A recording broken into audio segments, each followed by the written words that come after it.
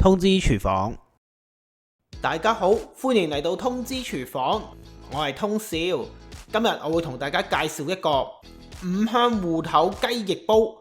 呢個芋頭煲真係非常之好食㗎，煮嘅時候仲要成屋香噴噴，真係一路煮一路流口水啊！我通少用嘅梗係一啲普通嘅急凍雞翼啦，買嘅時候呢，佢哋已經分晒件㗎啦。將啲雞翼洗乾淨抹乾，然後就將指定份量嘅醃料同雞翼撈勻佢，醃佢大概1個小時左右啦。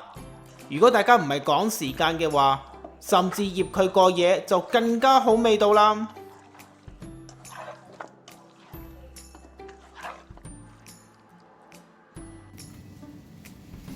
醃緊雞翼嘅時候，我就立即飛車出去我呢邊加拿大呢唐人超市去買啲芋頭啊！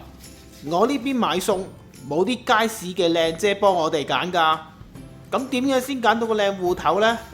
當然盡量要揀啲外表比較光滑啲嘅，拎上手捏下佢，唔會有啲地方呢腍咗，要揀啲欖球形狀嘅，然後再拎上手拋下，越輕身代表水分越少，就應該係比較靚㗎啦。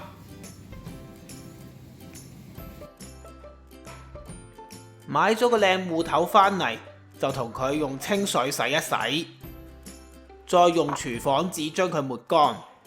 喺呢度我提一提大家，芋頭切嘅時候可能會有黏液，令到大家隻手好痕嘅，所以要避免呢個問題嘅話，大家可以戴一對手套先去處理個芋頭。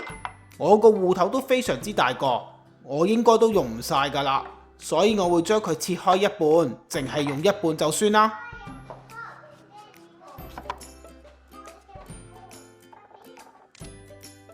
將芋頭嘅外皮切走，切深少少都唔緊要㗎，唔需要咁慳嘅。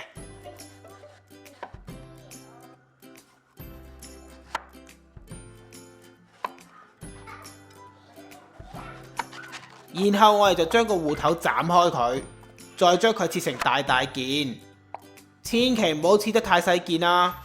你炆嘅時候佢一定會溶咁一啲㗎。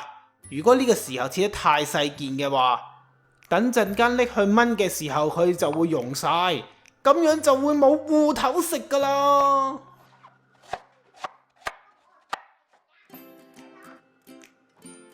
芋頭準備好晒之後，我哋就處理埋其他一陣間要用嘅配料，包括有薑、蒜、紅葱頭同埋洋葱。馬里紅，將佢哋切好之後，就可以放埋一邊備用噶啦。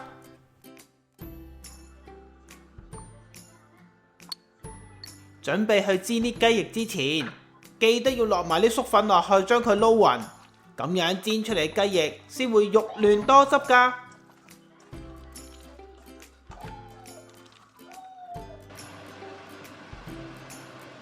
而結鑊入邊，我哋加入大概1至2茶匙嘅油落去，用中大火將佢燒熱，然後慢慢逐隻雞翼加落去。將雞翼嘅兩面煎大概1至2分鐘，令到佢表面金黃。呢個時候我哋唔需要煎熟啲雞翼㗎，只需要煎封佢就可以拎起備用。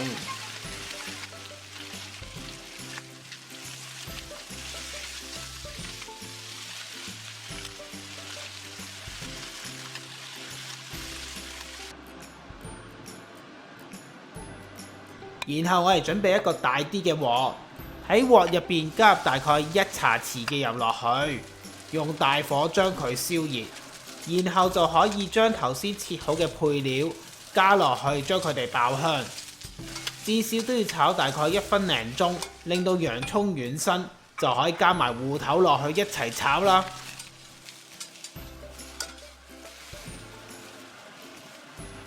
芋頭佢本身都幾吸油㗎。炒到中途發覺完全唔夠油嘅話，記得要加多少少油落去補充一下。將芋頭炒到佢微微轉咗淺黃色，咁樣佢一陣間炆嘅時候就唔會溶得咁犀利㗎啦。芋頭炒好晒之後，就加入雞翼，清雞湯同埋1至2粒八角落去，用大火將個汁料滾起，然後就可以冚蓋，轉做細火燜佢20到25分鐘。由於我嘅爐頭熱力唔會同你完全一樣㗎，所以咧燜到中途嘅時候，記得咧要偷窺下佢。如果個汁料開始乾晒水嘅話，咁就要加翻啲水落去補充一下。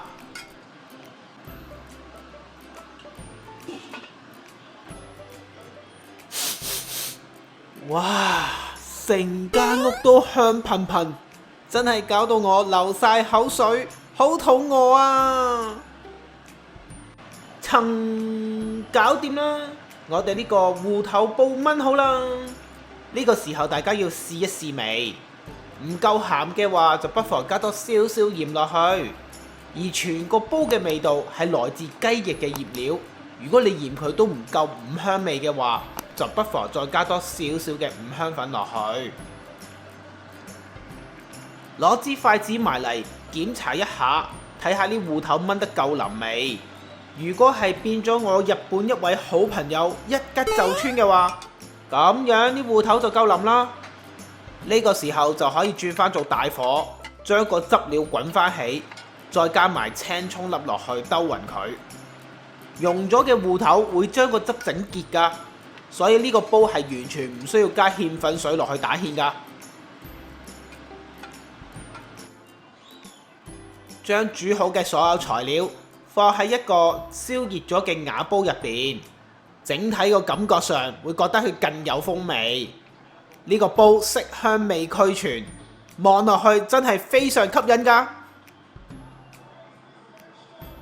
雞翼外表金黃，入邊嫩滑多汁，食落去仲有一陣燒鴨嘅味道，非常有驚喜㗎。而成個煲最正嘅，當然就係啲芋頭啦。佢吸晒所有味道嘅精華，放入口軟綿綿咁樣，非常好食㗎。唔好掛住流口水啦，快啲買齊材料跟我煮一次啦，包你食到勁開心，同我一樣跳晒舞啊！嗚呼！